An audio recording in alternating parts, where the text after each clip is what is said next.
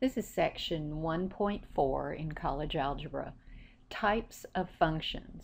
And at this point, we really are only going to divide things into three categories. We would get into a lot more detail in other chapters, but for right now, things are either going to be a constant function, a linear function, or nonlinear, which will take care of everything else. So for the constant function, it's f of x equals b, or y equals some number. Here's some examples. Y equals 3, f of x equals -5. There's no x term. It is a constant function, and it is a horizontal line. Linear functions, f of x equals ax plus b. You're probably used to thinking of it as mx plus b. A would be the slope in this form. B would be the y-intercept. So you might have y equals 2x plus 3, y equals -5x minus 10. Those are examples. Nonlinear are things that are not straight lines at this point. And you want to think about that they would have an exponent on x that's larger than 1. So x squared plus 2, 3x cubed minus 5, those would be some examples of that.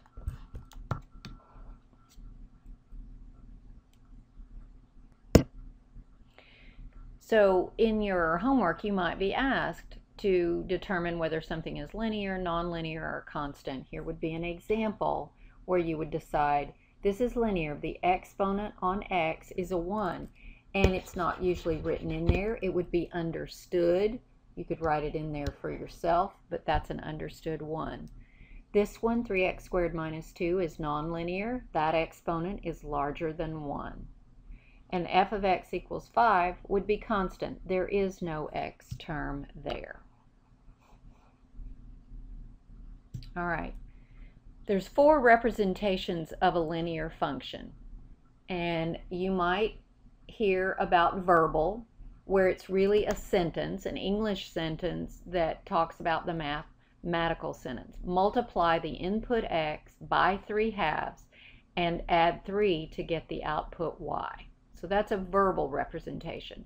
The symbolic would be to put that in your mathematical sentence. F of x equals 3/2 x plus 3, or with decimals you could have 1.5x plus 3.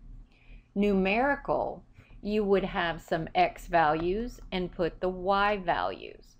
And if we notice here, the x's are all increasing by 1 as we go down. The y values, as they're determined, are increasing by 1.5. That's another thing that's important, because the slope, as x increases by 1, y increases by 1.5, so we do have a linear equation. Graphically, we have plotted these points, and we have a graphical representation. So those are the 4 ways that might be discussed in your book. Increasing and decreasing functions.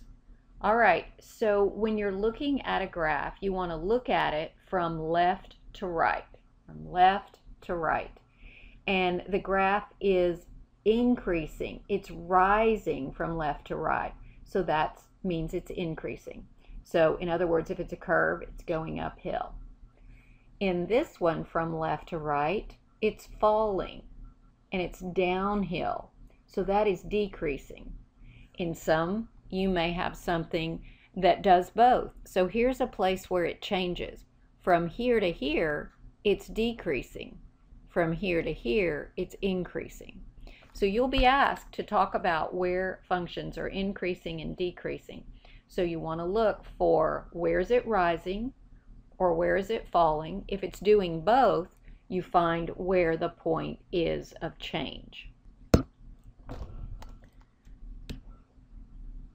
So the other thing that we need to talk about is interval versus inequality as far as notation when you are talking about a space or an interval in the graph. So inequality would be written with your little inequality signs, and you might have x is between -2 and 2. So x is greater than -2 but less than 2. But I like to say x is between these.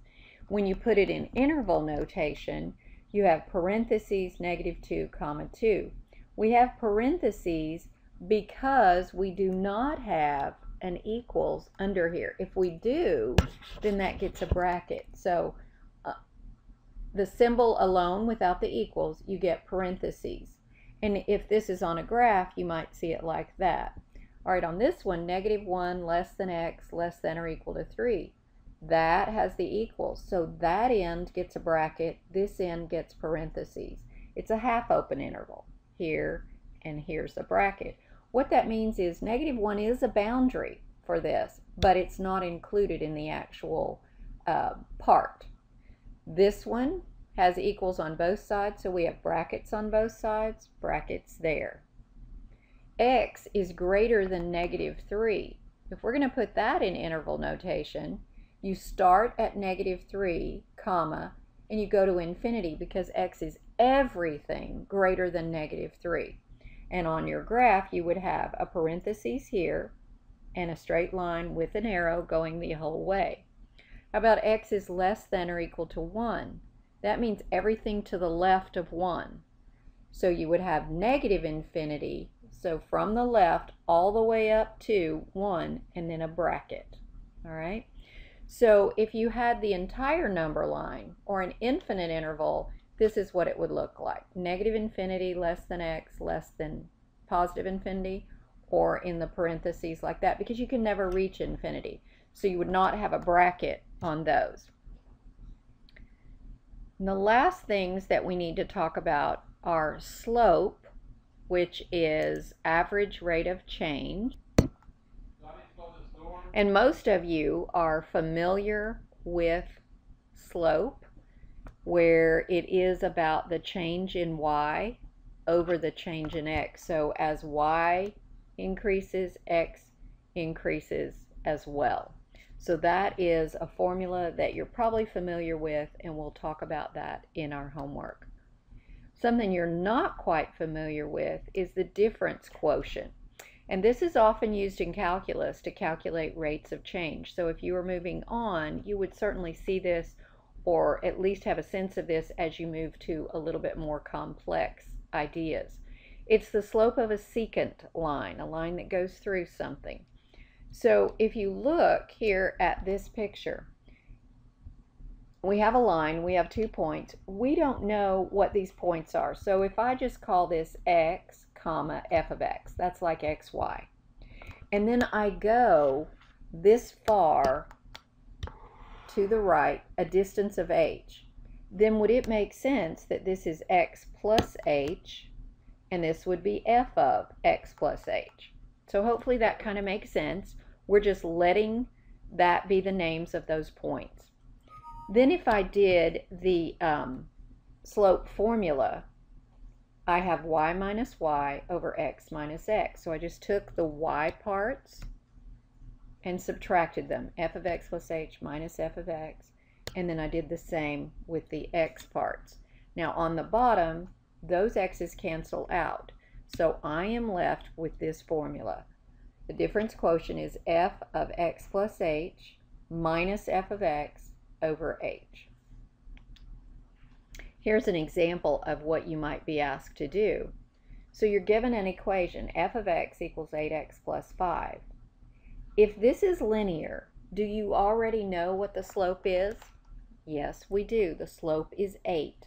So that's going to be the difference quotient. For a linear, you could see that right away, but you need to be able to do this and figure this out, because you might have to do it with something other than linear.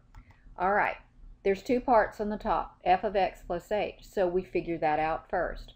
Means we plug in x plus h for x, and then we simplify 8x plus 8h plus 5. F of x equals 8x plus 5. That's your original. All right, so I've got my yellow part here minus my blue part here. And then, because I have a minus there, that becomes minus, that becomes minus. That's pretty important. That'll make a difference if you forget that. Well, then a lot of things begin to cancel out. This 8x and this minus 8x. This minus 5 and this plus 5.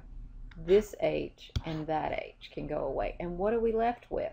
just 8. So the difference quotient is 8.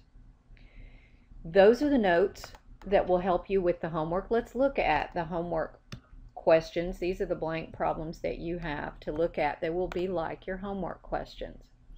Number 1, find the slope of the line that goes through the given points. And I've reminded you of the formula right here, y2 minus y1 over x2 minus x1.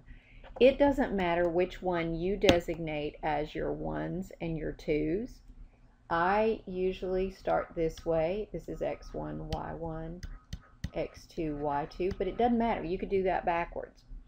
But if we do it this way, we have negative 3 minus 9 over 5 minus 2. That's negative 12 over 3, so our slope is negative 4. We would choose this, and we would fill this in with our negative 4. Same thing on number 2. We've got this. We're going to do the same thing. Negative 10 minus a negative 1 over negative 4 minus a negative 7. So we have negative 9 over 3, which is negative 3. So in this box, we would have negative 3. All right. Number 3, same idea. Negative 10 minus a negative 7 over 6 minus 6. We end up with negative 3 over 0. We can never have 0 in the bottom. That gives us an undefined value. So this is your choice. The slope is undefined. Anytime you see the x repeated, that's what you're going to get. You're going to have a vertical line, and it will be an undefined slope. Number 4. This is a graphical representation of buying X square yards of carpet, and this is your cost. All right, so it says what is the slope of the graph? Well, choose 2 points. I chose these. I don't think that they were on there, so I just happened to choose 4 and 7, and I said what were the ordered pair there? This is 4 comma 60. This is 7. Whoops, I put it on 8, sorry. 7 comma, and it looks like these hash marks are going by 15, and so that was 105. You could pick any numbers, whatever is easiest for you, and then you do y minus y over x minus x. That's 45 over 3, so it's 15. So the slope is 15.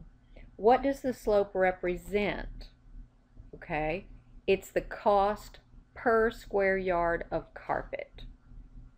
Okay, the cost per square yard, because it's a comparison. How does the cost change based on the square yard? All right, let's look at this number 5. The winning times for the 200-meter dash can be approximated by f of x equals this plus this, where x is the year. What is the slope of f? Well, you can pull that out of the equation because you know it's like mx plus b. So the slope is negative 0.05289. Now the question asks you to interpret the slope. What is it saying about every year? Well, the negative tells us that it's decreasing. All right?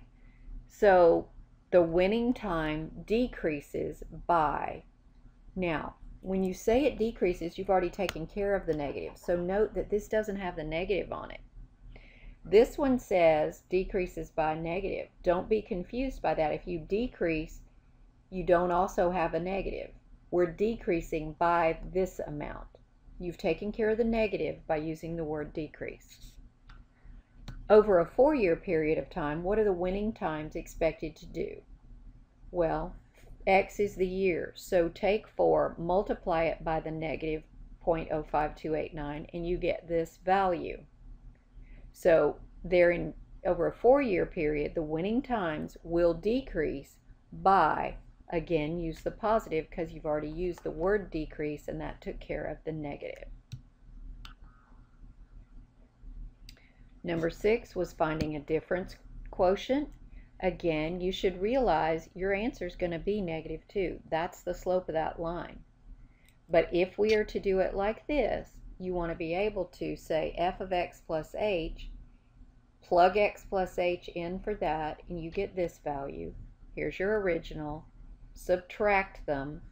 Things cancel out, and you get the -2. Determine if f is a linear or nonlinear function. 2x plus 1. So if you have 2x plus 1, what's the understood exponent there? It's a 1, and when an exponent is a 1, it is linear. So this is linear. Is it a constant function? No, because it does have the x. So it's not a constant function. And then it says, which must be the graph?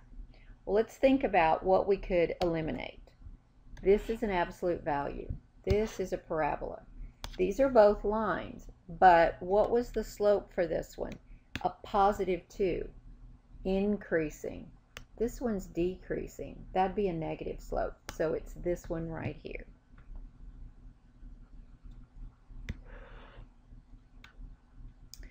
Same question here. It is linear, but it's constant. There's no x there, so that would be your choice.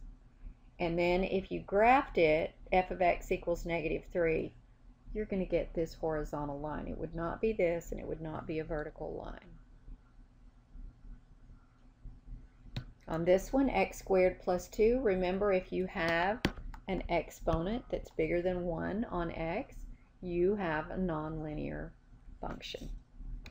And that would be this parabola right here. X squared is a parabola. Okay. This one, 2 square roots of x. Now, this is like 2x to the 1/2. You haven't gotten that yet, but just to tie that into the exponent not being 1, that's what we need to remember. That's an exponent other than 1. So this is nonlinear. This is actually the way this function looks. We would know it wasn't this or this. You might not realize this is part of a parabola, and this is 2 square roots of x. You could do that on your calculator. We should get really used to doing that if you're not sure about something. I'm going to clear that one, and I'm going to put 2 second square root x, and then I'm going to do a zoom 6, which gives me the standard window. And you can tell, you don't have a standard window here, but you can tell this is the graph.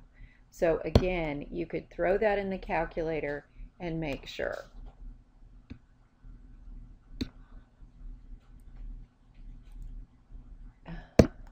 All right, now we've got a few talking about interval notation and inequality. We have x is greater than or equal to -1. So if we're going to put that in interval, first of all, we note that we should have a bracket. So bracket -1, comma, and we go all the way to infinity. All right, we're going from this one. X is between -5 and 5. This has an equals under it. This one does not. So we have a parentheses on this end, a bracket on this end. All x is such that 1 is less than or equal to x. So x is bigger than 1. We start at 1 because it had an equals, and we go all the way to infinity, parentheses. All right, this one's a little different. We have an or in here. X is less than 3, or x is greater than or equal to 7. So on the x is less than 3, we start at -infinity, we come up to 3. Both of those are in parentheses. We didn't have an equals. X is greater than or equal to 7. Start at 7 with a bracket, comma, parentheses, and we have a U sign in between. All right? Number 5. We're talking about increase and decrease here.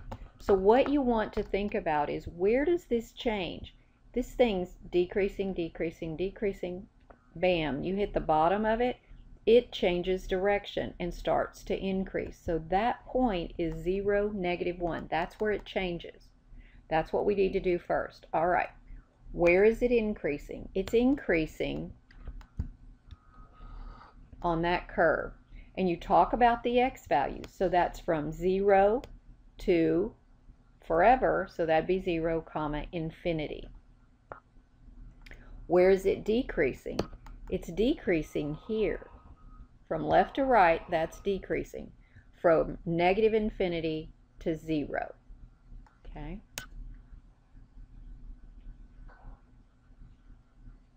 Where is this one increasing and decreasing? So what I did, I highlighted the parts where it's rising, that's increasing. And I highlighted in blue where it's decreasing. I marked with a red hash mark here the point where it changes. That's the max of that little curve. This is the min of that little curve.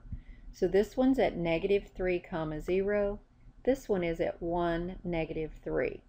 So now it's a little easier to see where is it increasing. It's increasing, and I might also write a negative infinity out there and a positive infinity out there so that we can go along the line. So from negative infinity to negative 3, it is increasing. And I just changed this, I just saw that I had looked at this graph, and I guess when I first wrote the numbers, I wasn't realizing this is really an important mistake that I made that you might make as well. So I'm actually glad that I did that and caught it. This is not by ones. This increment is by 2, so that's 2 there. So that'd be 2, negative 6, and here that'd be 2, 4, 6. That'd be a negative 6, 0. So be careful to look at the scale on your graph. Actually, that is not going by 2s there. I still have it wrong. So if that's going by 50, that's 10, 20, 30. So those are by 10s. So that'd be 10, 20, 30. It doesn't matter. We're not going to use that, but I wanted to get it right. Okay, so where is it increasing? From negative infinity to negative 6, and from 2 to infinity. So that would be that one. Remember, you're only worried about the x values. Where is it decreasing? From negative 6 to 2. X values. All right. And then we had another difference quotient. And I think that we've done that. So you've got that on the lecture notes. But if you needed to see it again, there it is worked out, where you have the f of x plus h, which is this one. And you have the f of x, and you are subtracting that from the f of x plus h, and then canceling out the parts that do cancel. So I think that will get you going on section 1-4.